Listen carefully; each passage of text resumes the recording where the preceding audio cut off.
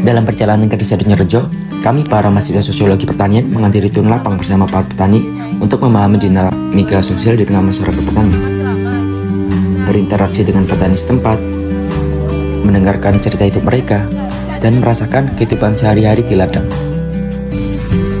Melalui wawancara dan observasi, kita mencoba memahami pola-pola sosial, struktur kekuasaan, dan faktor-faktor budaya yang mempengaruhi praktik-praktik pertanian di desa ini. Pada kesempatan yang ada, kami berbincang-bincang singkat dengan Pak Edianto, atau lebih akrab disapa Pak Edi.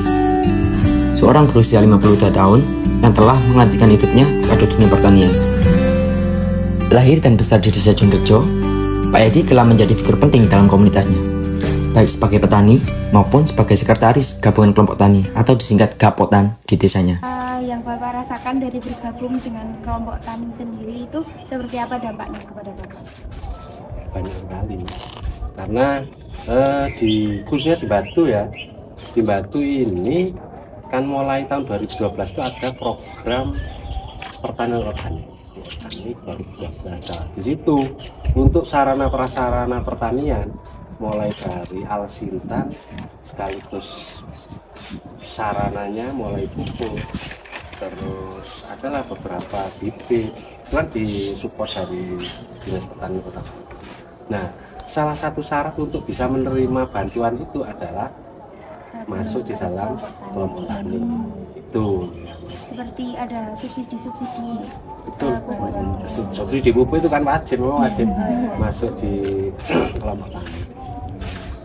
Nah, berikutnya kita dapat penyuluhan dari BPL ya.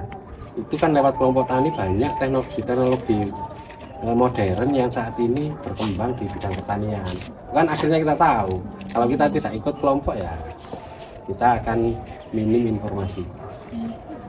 Selain dari yang Pak sebutkan tadi, apakah ada hasil yang lain Pak dari kelompok tani? Banyak. Ya setidaknya kita ada tukar apa ya? Ya kan saat ini panen gitu ya.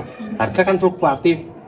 Tengkulak itu kan tidak tentu, beli di sini sekian, beli di sini sekian, beli di sini. Tapi pada saat kita kumpul di kelompok tani ternyata, woi, sampai dituku piro, sampai dibeli berapa? Kan kita akhirnya tahu, berarti tekku kemurahan. Ya, punya saya itu lebih murah dari lah. Akhirnya kan menyamakan.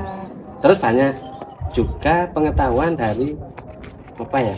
Misalkan penanganan hama penyakit kan tidak semua orang itu sama. Kata-kata ada hama ini, oh ya kita beli inseknya ini, ternyata yang lebih efektif ini loh. Nah, akhirnya dengan berkumpul itu. Salah satu aspek yang sangat diperhatikan oleh Pak Edi adalah swadaya lapang dan kolaborasi. Kolaborasi yang diterapkan Pak Edi tidak hanya terbatas pada sesama petani, tetapi juga melibatkan berbagai pihak, termasuk pemerintah, akademisi, dan sektor swasta. Ia juga sering menjalin kerjasama dengan universitas untuk melakukan penelitian dan pengembangan teknologi pertanian, serta dengan pemerintah untuk mendapatkan dukungan dalam bentuk bantuan dan juga pelatihan. Teman-teman itu banyak udah misalkan apa ya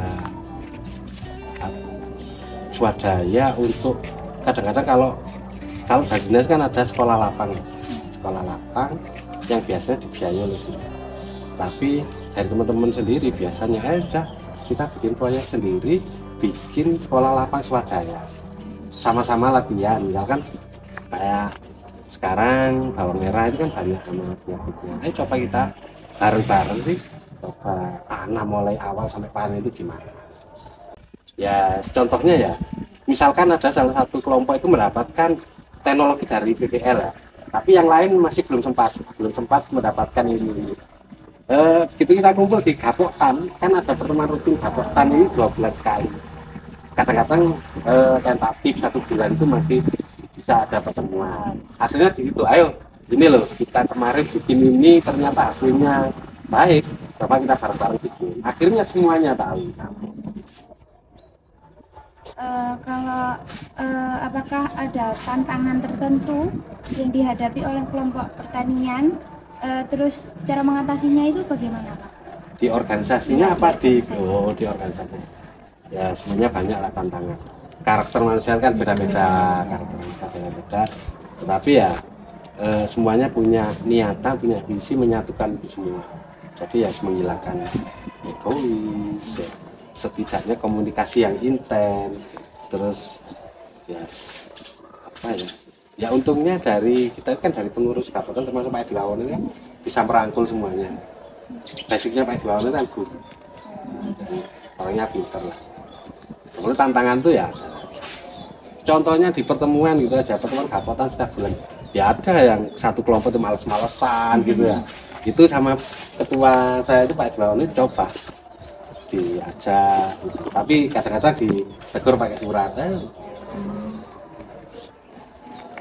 Di setiap pertemuan kelompok tani, rata-rata ya 9 kelompok tani plus 3 KWT itu ada pertemuan rutinnya 1 bulan. Nah, setiap pertemuan kelompok tani itu pasti dihadiri oleh PPL. Nah, di Batin kan ada 1 PPL, 1 TPP, tim pendamping pertanian itu, yang mendampingi khusus untuk teknologinya. Jadi anak-anak muda dulu kan di Batu ada Smart City, tapi program itu secara agak gagal. Akhirnya anak-anak yang sudah masuk di TPP ini diperbantukan di desa masing-masing, khusus teknologinya. Ya paling tidak info harga macam-macam, karena petani kan usianya sudah di atas 60 kan gaptek, jadi biayanya yang Itu untuk anak mudanya banyak Pak? Yang TPP ini? Ya. Tiap desa 1. Untuk yang masyarakat yang tidak terlibat di sini itu bermata pencarian sebagai apa? Kalau Jodojo ini kan Jodojo ada 3 dusun, ada dusun Jumati, dusun Uding, dusun Rejoso. Kalau yang Rejoso itu petaninya, kalau yang di daerah saya sendiri petani itu paling hanya 30%. Untuk yang lain itu ada pengrajin, sama di saya kan ada pusat produksi oleh-oleh khas Nabi. Ada keripik apel, kentang, keripik umbi, terus macam-macam lah sama pengrajin. Kalau yang di dusun Jeding ini rata-rata itu petani plus peternak mayoritas. Ternaknya apa Pak? Sapi.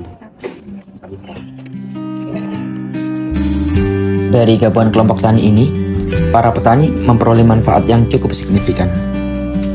Para petani mendapatkan pengetahuan dan keterampilan baru melalui pelatihan dan diskusi yang diadakan secara rutin. Swadaya lapang memungkinkan mereka untuk saling membantu dalam hal peralatan, tenaga kerja, dan pengetahuan, yang pada akhirnya dapat meningkatkan efisiensi dan produktivitas, serta membuka pintu sektor swasta untuk berinvestasi dalam pertanian desa, yang pada gilirannya dapat meningkatkan kesejahteraan petani melalui akses pasar yang lebih baik dan teknologi yang lebih canggih. Bye bye, thank you for watching.